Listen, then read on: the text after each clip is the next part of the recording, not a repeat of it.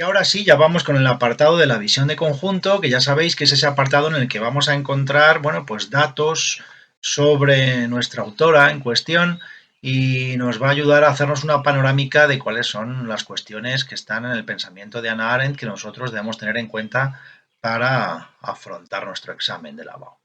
Podemos decir para empezar que el pensamiento de Hannah Arendt nace en un contexto histórico que es sumamente convulso, dominado por los totalitarismos, y su pensamiento por ello lleva la huella de esa vivencia personal que ella tiene de todos estos acontecimientos. A pesar de eso, la validez del análisis de Arendt no se reduce únicamente a su tiempo, sino que de alguna manera nos está planteando preguntas que nos siguen preocupando al ser humano de nuestras actuales sociedades.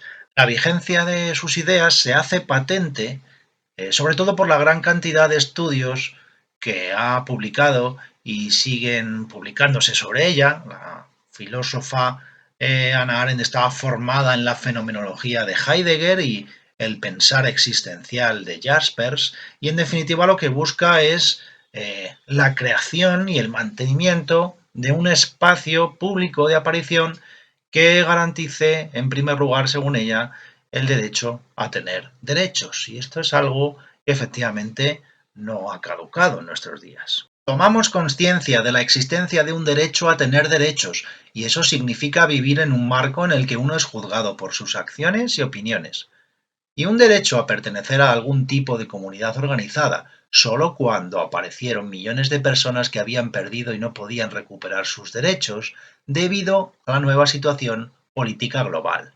El derecho que corresponde a esta pérdida y que nunca fue mencionado entre los derechos humanos porque no pudo expresarse en las categorías del siglo XVIII, ya que éstas suponen que los derechos tienen su origen en la naturaleza del hombre, es el derecho a tener derechos, o el derecho de todo individuo a pertenecer a la humanidad, mismo que debería estar garantizado por la humanidad misma. Sin embargo, no es de ningún modo seguro que esto sea posible. Podemos decir que los temas fundamentales del pensamiento de Hannah Arendt, desde luego, tienen que ver con esa profunda reflexión filosófica que ella hace acerca de las experiencias de su tiempo. Por ejemplo, hechos como el terror sucedido en Auschwitz, las violencias políticas, el desarraigo en general. Su pensamiento gira en torno a conceptos que tienen que ver con la responsabilidad ciudadana, con el poder, con la esfera pública, las posibilidades de la acción colectiva, la violencia, etcétera, etcétera. Y su análisis no parte de conceptos previos, sino de vivencias personales, de los propios acontecimientos que ella vive. Es a partir de esas experiencias como ella reelabora de alguna manera algunos de los conceptos clásicos como el de poder, violencia y acción. El peligro estriba en que una civilización global e interrelacionada universalmente pueda producir bárbaros en su propio medio, obligando a millones de personas a llegar a condiciones que, a pesar de todas las apariencias, son las de los salvajes. Sin duda, podemos establecer el parecido con el texto que hemos leído antes sobre la dialéctica de la ilustración de Adorno y de Horkheimer. ¿Cuáles son esos hechos principales sobre los que va a reflexionar Hannah Arendt? En primer lugar, probablemente la obra que más famosa haya hecho Hannah Arendt es ese análisis de los orígenes de los totalitarismos. Este hecho, el hecho del totalitarismo, el que trata en su obra de 1951, le lleva a realizar un análisis que no es un mero análisis del hecho histórico, no es una descripción histórica, sino que lo que hace es desarrollar de alguna manera toda una categoría filosófica, toda una categoría de explicación filosófica. Ella lo que se pregunta es ¿qué ha sucedido? ¿Por qué ha sucedido? ¿Y cómo ha podido suceder algo así? ¿Cómo hemos llegado los seres humanos a hacer posible una sociedad de este tipo? Es decir, que el totalitarismo no es simplemente, para Hannah Arendt, el último episodio de la historia de las tiranías, sino que, por lo que se pregunta ella, es por las novedades de un gobierno totalitario.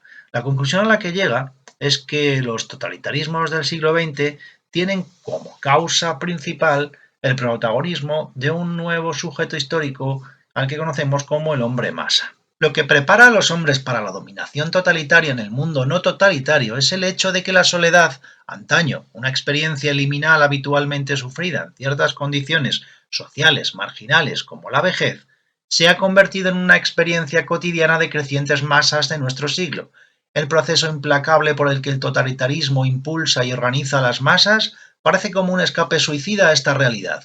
El frío razonamiento y el poderoso tentáculo de la dialéctica que se apoderan de uno como una garra parece como el último asidero en un mundo donde nadie es fiable y en donde no puede confiarse en nada. Sin duda, el tema estrella de su pensamiento es la cuestión de la participación política. Para Arendt, el poder no es dominio simplemente, sino que el poder debe ser la capacidad para ejercer la acción política sin recurrir a una especie de legitimación de la violencia. Los hombres de la Revolución Francesa, al no saber distinguir entre violencia y poder, y convencidos como estaban de que todo poder debe proceder del pueblo, abrieron la esfera pública a esta fuerza natural y prepolítica de la multitud, y fueron barridos por ella, como anteriormente lo habían sido el rey y los antiguos poderes.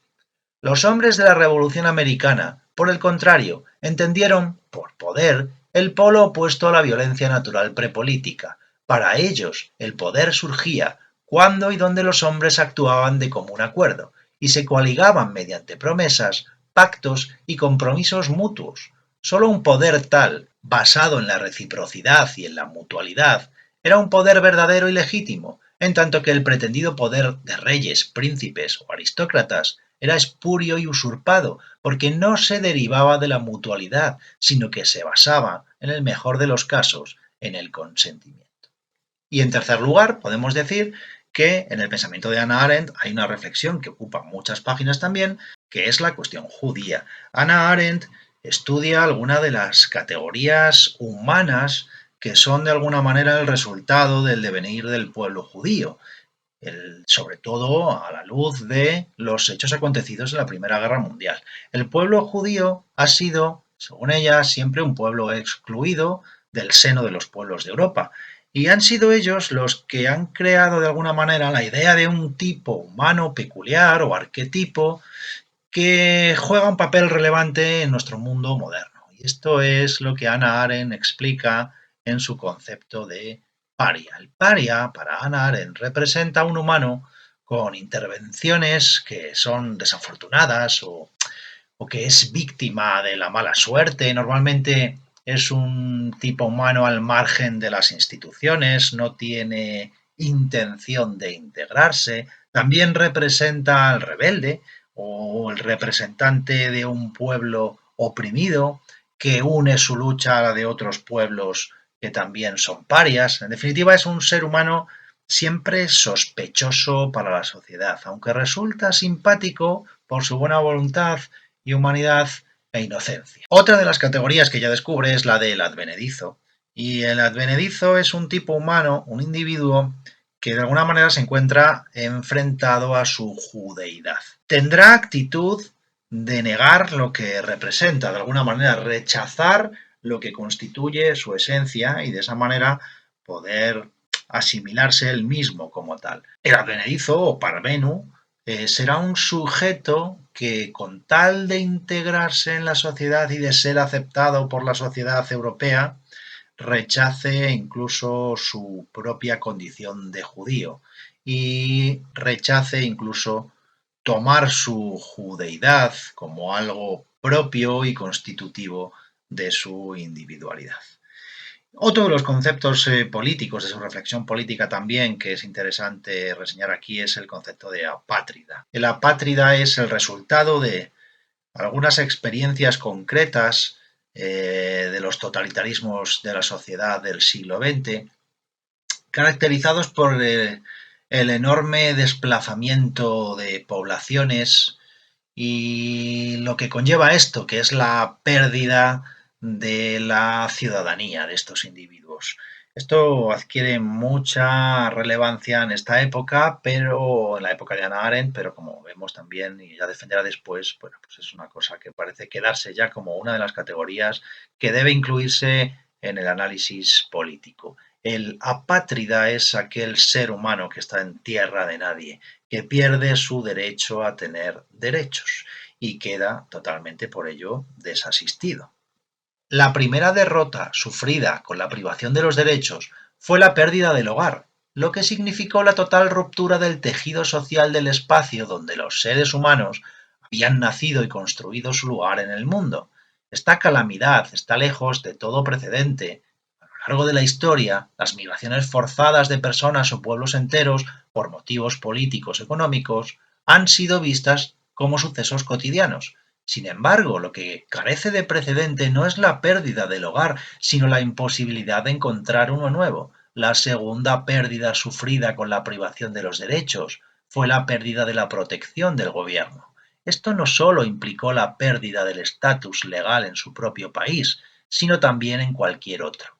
La calamidad de la pérdida de derechos no es que ellos, los seres humanos, sean privados de la vida, de la libertad, de perseguir la felicidad o exigir la igualdad ante la ley y la libertad de opinión, fórmulas que fueron designadas para resolver problemas dentro de las comunidades dadas, sino que ya no pertenecen a ninguna comunidad en absoluto.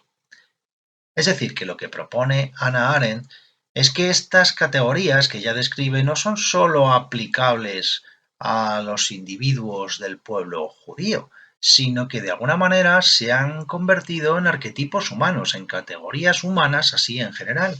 Por eso es por lo que ella piensa que estos conceptos deben añadirse al análisis de la teoría política. Otra de las cuestiones que tenemos que destacar, así de modo general en su pensamiento, es la importancia que Hannah Arendt atribuye a la filosofía, sobre todo más bien el papel que juega la filosofía, porque el papel de la filosofía, según Hannah Arendt, es el de surgir mmm, como una reflexión en torno a las relaciones que existen entre el pensamiento y la política. Su propósito, entonces, es analizar si ese punto de vista filosófico que ella describe cuando utiliza el concepto vida contemplativa, la vida propia del filósofo dedicado al pensamiento puro, ese filósofo solitario pensando en sí mismo, si esa vida contemplativa podía ser de alguna manera conjugada o entendida en términos de una vida política, de una vida pública. Y esto es así porque ella se fija en un sujeto histórico fundamental para la historia de la filosofía, que es la figura de Sócrates. Sócrates representaba justamente esto que ella defiende, una vida contemplativa que conjuga perfectamente con una vida activa política. Cuando Sócrates buscaba aquellas famosas definiciones universales que pudieran representar la esencia de las cosas, como la belleza, la justicia,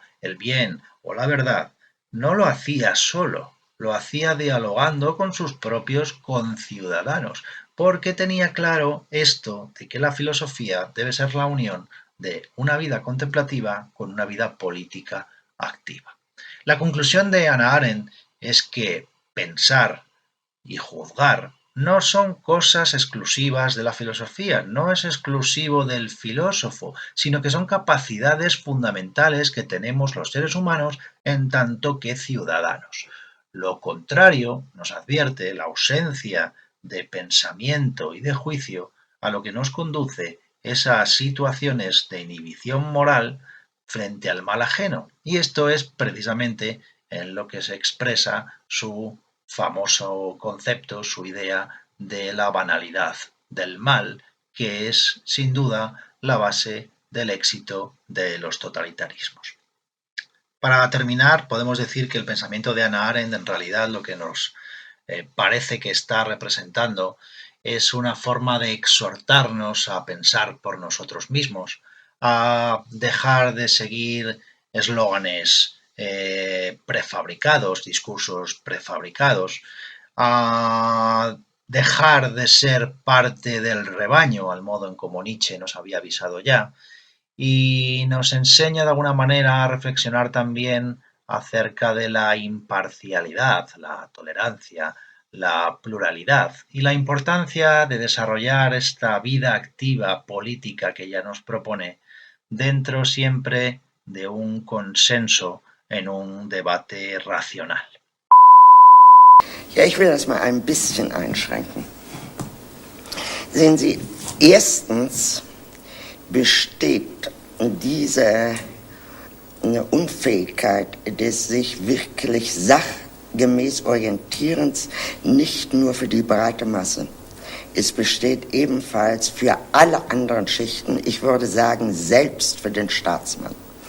Der Staatsmann wird umgeben, eingekreist von einem Heer von Experten. Und eigentlich wäre hier die Frage zu stellen zwischen dem Staatsmann und dem Experten. Der Staatsmann muss ja schließlich die Entscheidung treffen. Er kann sie sachgemäß ja kaum treffen. Er kann ja all das gar nicht wissen. Ja. Er muss es nehmen von Experten, und zwar von Experten, die sich prinzipiell immer widersprechen müssen. Nicht jeder vernünftige Staatsmann holt sich die entgegengesetzten Expertisen ein. Denn sonst er muss die Sache ja von allen Seiten sehen. Ja. Nicht wahr? Dazwischen muss er urteilen.